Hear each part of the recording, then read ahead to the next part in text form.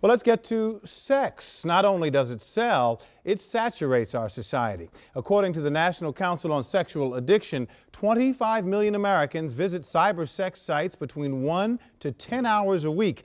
The council also says between 18 to 24 million people in this country are sex addicts, perhaps now including pro golfer Tiger Woods, who's reportedly undergoing treatment for the condition.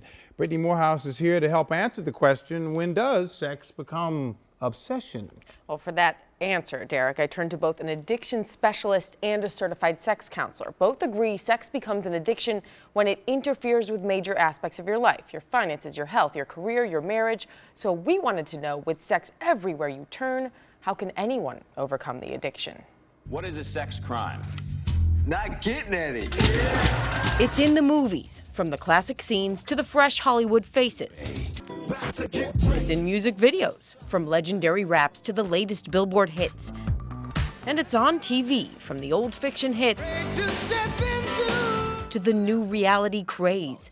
Sex is everywhere, reminiscent for some. I grew up in the 60s, and that was the era of sex, drugs, and rock and roll. And there was a lot of sex all the time, everywhere. But this time around, the saturation has a negative connotation. We have been progressively, less tolerant of this type of behavior. Culturally, we just have this taboo about sex. Sex therapist Kathleen Glass says that's one reason we're starting to see it cross the line. Sometimes it's the whole excitement about getting away with something. And she says all of the time, it's never really about sex. Whatever one does in their sexual acting out has a particular meaning to them.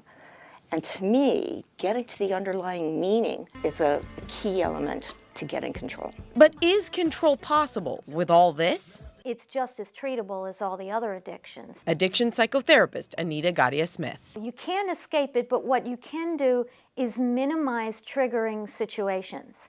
And there are two types of triggers. There are internal triggers and external triggers. With sexual addiction, it's important to look at both and to try to minimize those high-risk situations. So with internal triggers, that could mean making sure you're never feeling lonely. Call a friend when you feel that emotional state coming on. For external triggers, it may mean avoiding certain magazines and, yes, Derek, turning off the TV. Brittany Morehouse, thank you for that. Well, now.